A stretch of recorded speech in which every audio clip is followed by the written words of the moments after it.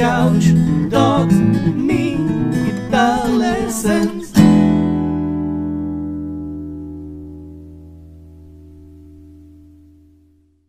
Hey there, Lick and Riffers, how are you doing? Welcome to another full fingerstyle arrangement lesson right here on Lick and Riff. And in this video, we're going to learn Killing Me Softly in a fingerstyle arrangement I made especially for you guys and girls per request. And first, I'm going to play it for you as usual so you can see and hear how it goes. Then we're going to break it down with tabs right here on the screen. And we're going to go over it chord by chord, note by note, lick by lick. But first, it goes like this. Enjoy.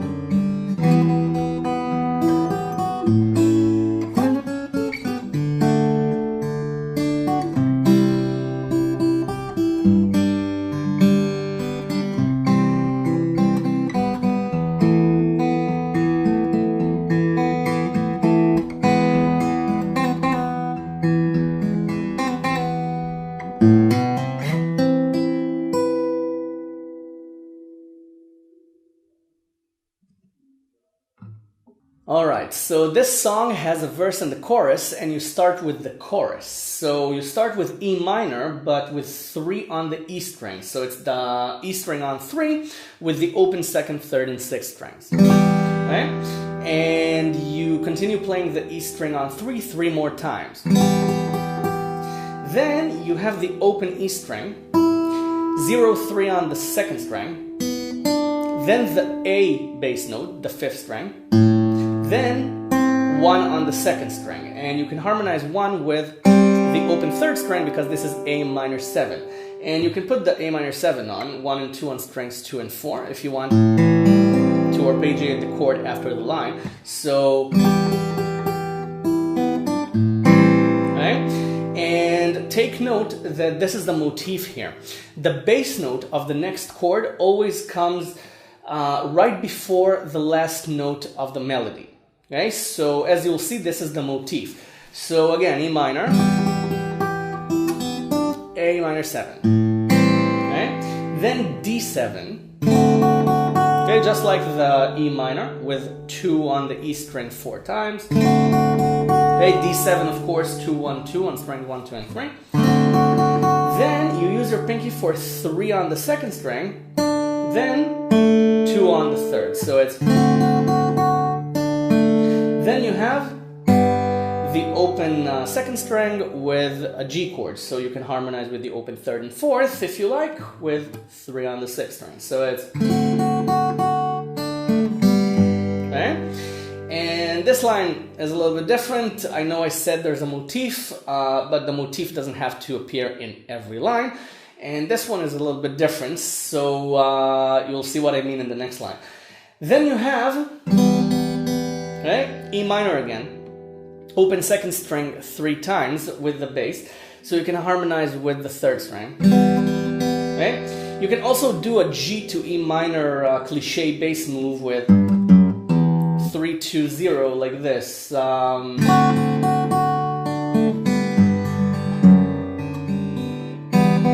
And just use sort of arpeggio with G and then G over F sharp with 2 on the 6th string. Any way you like is fine. You can also do,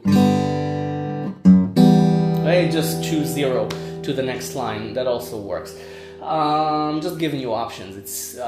It's my arrangement, but you take it and make it your own. This is how things work here on Lick and Riff. And then We've done this on E minor. Then we have 0, 0, 3 on the E string.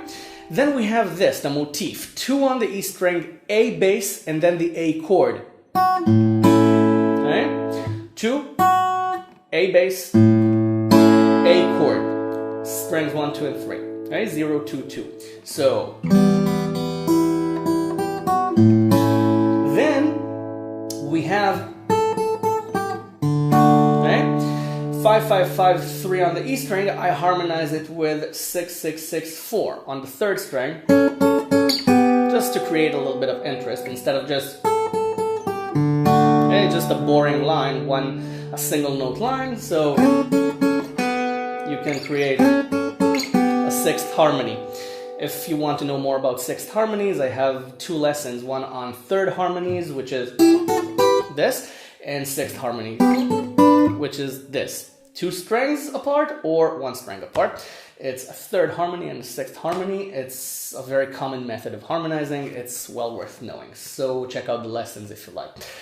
So back to this lesson, 5 and 6 on strings 1 and 3 times. You can slide into it. Then it's 3 and 4.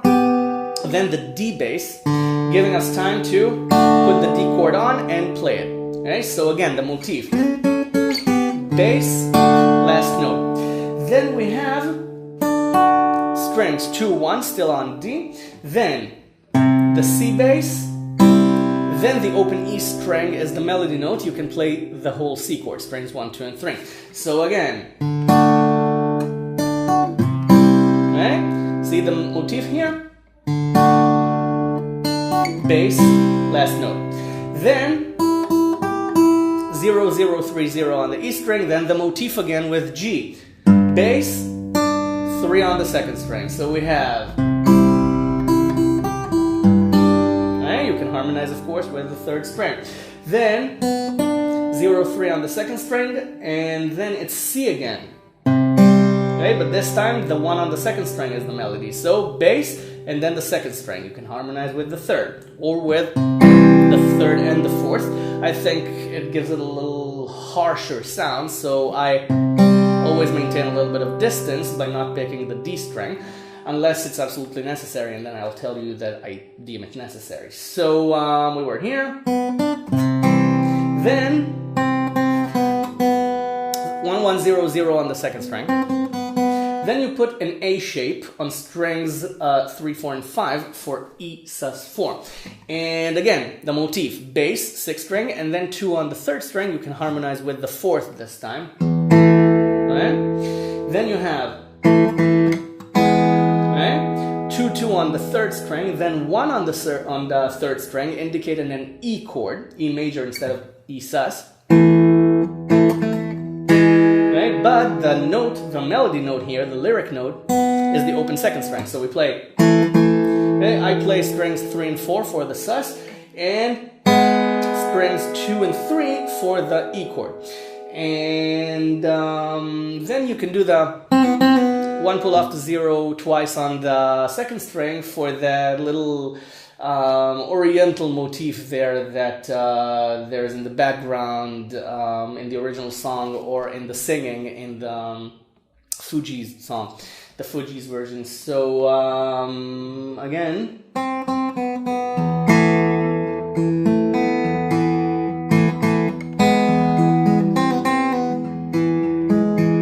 okay, now as you can see, I fill in the spaces, I just arpeggiate the chord. No need for elaborate arpeggios, just the bass note again, a couple of notes out of the chord is enough. You don't have to overdo it. Okay, just a simple arpeggio would do. So that's the chorus. Again, E minor, A minor 7, D7, pinky on 3 on the 2nd string, G. Bass move if you like, E minor, A. 6th move, then D, C, G, C again, this time with the 2nd string, E sus4, arpeggiating if you like. E, and this if you want. Then we have the verse. The verse is shorter because you repeat it twice. And it has two different endings. So you start with this. Right? It's A minor 7 again. And you play the bass. Then the E string twice is the melody. You can play the chord anytime you like. Then it's 1 on the second string. And then the open second and fourth. Okay, you can play the bass afterwards. Or with it. Because it's a D chord. And then 2 on the third string, 0, 1 on the second. So, okay, A minor 7. Okay, after the open second string, 1, 0, you play the D string, indicating the D chord. And if you notice, this actually paints a D7 chord. So the melody is in the chords. And then it's this. It's G, you play the bass, then the open second string 4 times, then the C bass, 3 on the 5th, and then 1 on the second string, open third string. Again, it's inside the chord. Okay, the notes paint around the chord. So C, then A minor 7 to D again, but this time a little bit differently. This time you have the A minor 7, you play the bass, then the E string 4 times, then the D bass. Then painting the D chord again, but this time with 3 on the second string, 0, 2 on the E string. Okay, that's again painting the D chord. We painted the D7 chord. This time we're painting D major. And then you have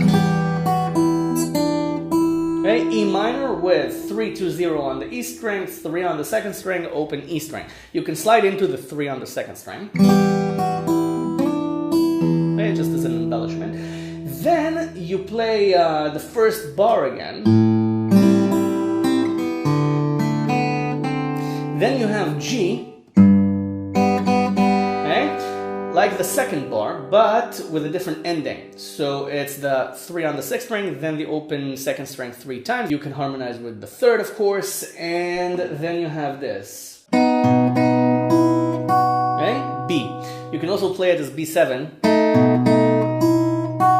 Okay, but since we're letting go of the bar, the seventh note, okay, of the chord disappears. So I prefer playing a B major chord, and it's 4/4 on strings 2 and 3 using my pinky and my third finger, and of course a bar on 2.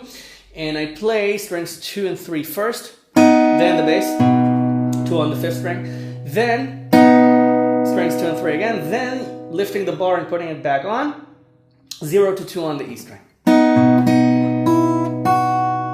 Then the chorus again. Okay? And basically that's it. That's how you play this arrangement. Everything is in the chords. And I almost forgot to teach you the ending chord I did. It's just an A minor add 9 arpeggio. Okay? And it's just a lavish ending, just for kicks. So it's 0, hammer onto 2, hammer onto 3 on the A string. Make sure the last hammer on is with your third finger, and then you slide it to 7. Okay, then you bar strings 1, 2, and 3 on 5. Add the pinky on 7 on the E string. You can do it after you bar. Okay, so, and then the pinky at the end there, you have time to add it on. So 5 on the third, 5 on the second, 7 on the first. So it's just A minor. Okay, just lavish arpeggio there for the ending. So that's it. So before you go practice this, please subscribe to my channel if you haven't already. There's a ton of lessons waiting for you already, and I upload a new one every few days, so you have nothing to lose, only to gain, because everything here is for free, of course, including the tabs. The link below in the description, go download the tab from the website. It's free. Everything is for free here on Lick and Ref, but if you want to give something back anyway, there's a large blue donation button right above the tabs. You can't miss it. It's blue, it's oval, it's beautiful, and it says donate, and everything goes right back into Lick and Ref, into making these lessons for you, for your guitar education, and for everyone else's enjoyment. So I thank you in advance for any donation you choose to make. Now go practice this and have fun. I'll see you in the next lesson. Thanks for watching. Bye for now.